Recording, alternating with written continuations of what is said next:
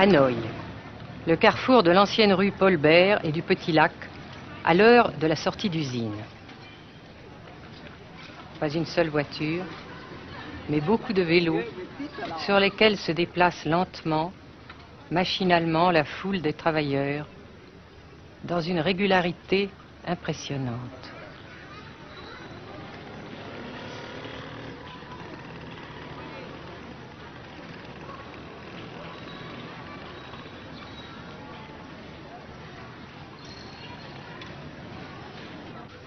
La sensation que ce pays est anormal ne nous a pas quittés au Nord-Vietnam.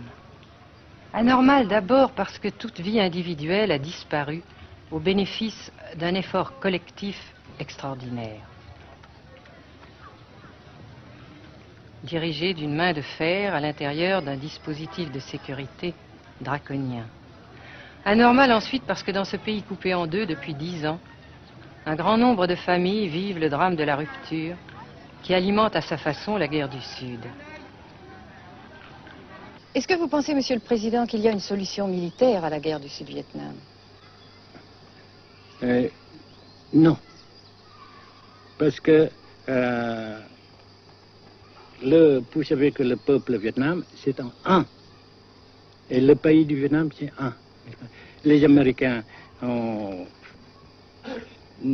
fait une guerre d'agression, comme qui dit, c'est une guerre non déclarée. Et, comme vous savez aussi, vous avez pu lire dans la presse, n'est-ce pas, bien mondiale, que plus la guerre prolonge, plus les Américains et leurs valets, n'est-ce pas, comment dire ça,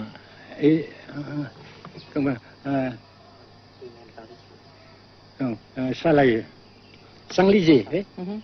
Et plus ils supportent des échecs, comme vous savez récemment, n'est-ce pas?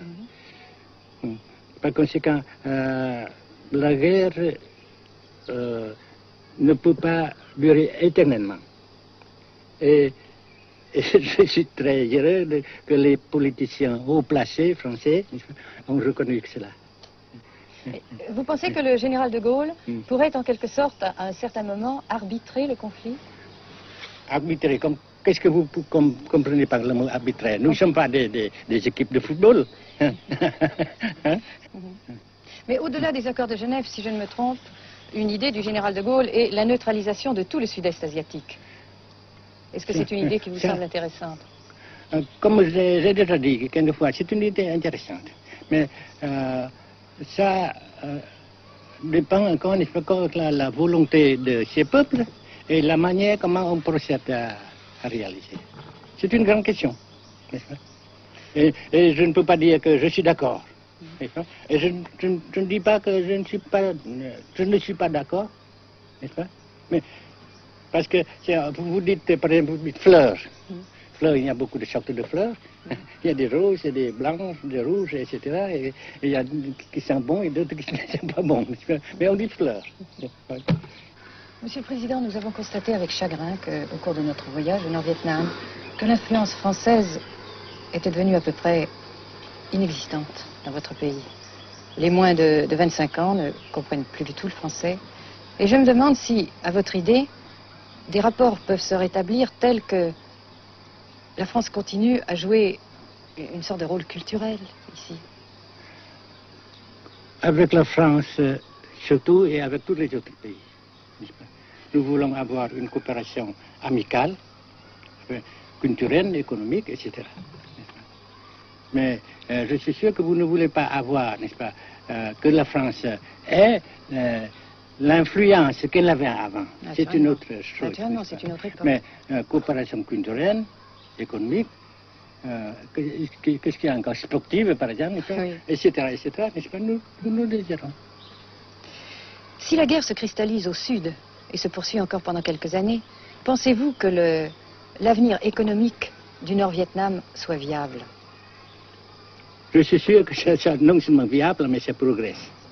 Parce que vous avez vu vous-même, vous avez constaté vous-même qu'ici, nous travaillons beaucoup, notre peuple travaille beaucoup, avec abnégation, n'est-ce pas, et avec dévouement, avec enthousiasme. Et d'un côté, nous travaillons pour, comment dirais-je, pour, principalement, n'est-ce pas, de nos propres forces, de nos propres... Et aussi, nous avons, n'est-ce pas, l'aide fraternelle des pays socialistes, n'est-ce pas.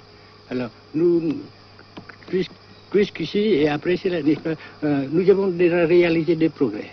Pas très comme nous voulons, mais nous avons réalisé des progrès. Et dans l'avenir, nous progressons de même. Mais vous mentionnez là l'aide des pays socialistes. Est-ce que cette aide ne s'est pas trouvée légèrement compromise à la suite du conflit idéologique entre la Russie et la Chine? Non, parce que ces questions, n'est-ce pas, différences idéologiques entre nos différents partis frères, c'est nos affaires intérieures. Ça passera.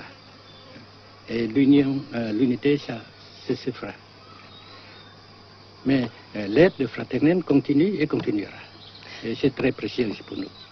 Bien sûr. Mais certains ont l'impression chez nous, Monsieur le Président, que le Nord-Vietnam se trouve actuellement assez isolé, asphyxié même, et que politiquement, il pourra difficilement éviter de devenir une sorte de satellite de la Chine. Qu'est-ce qu'on peut répondre à cela? Jamais.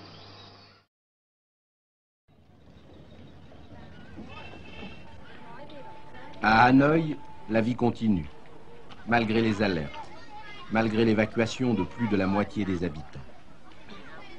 Les petits magasins de la rue de la Soie sont pour la plupart fermés.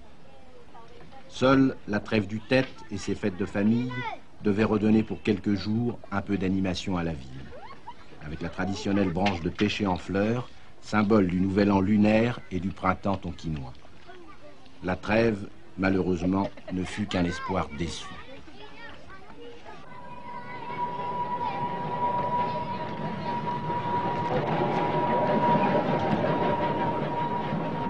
Dans les rues, de grands panneaux de propagande donnent les informations de guerre, les statistiques officielles et quotidiennes des pertes américaines. Selon le gouvernement de la République démocratique du Vietnam, 1631 avions américains auraient été abattus au-dessus du Nord-Vietnam.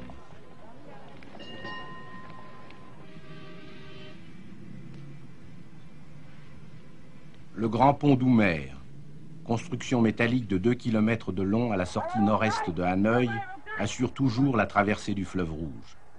Sa sauvegarde est capitale.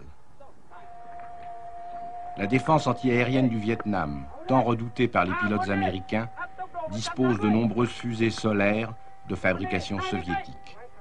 C'est la première fois que nous pouvons vous les montrer. Les rampes mobiles de lancement sont déplacées chaque nuit afin de déjouer les repérages.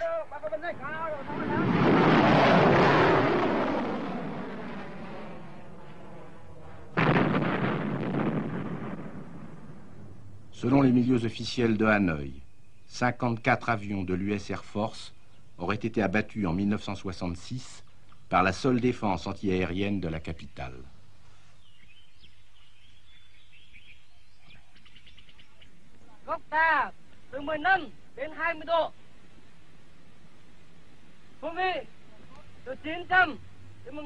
Pour la première fois également, nous avons pu voir les pilotes et les avions de chasse vietnamiens.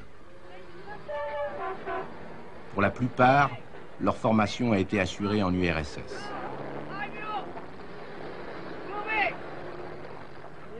L'état-major des forces aériennes du Vietnam se défend d'utiliser des pilotes ou des spécialistes étrangers.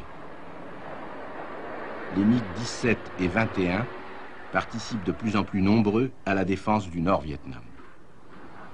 Les résultats des combats aériens sont mal connus et contradictoirement mentionnés dans les communiqués vietnamiens ou américains. Le général Vo Nguyen Giap, ministre de la Défense, a répondu à nos questions concernant le point de la situation.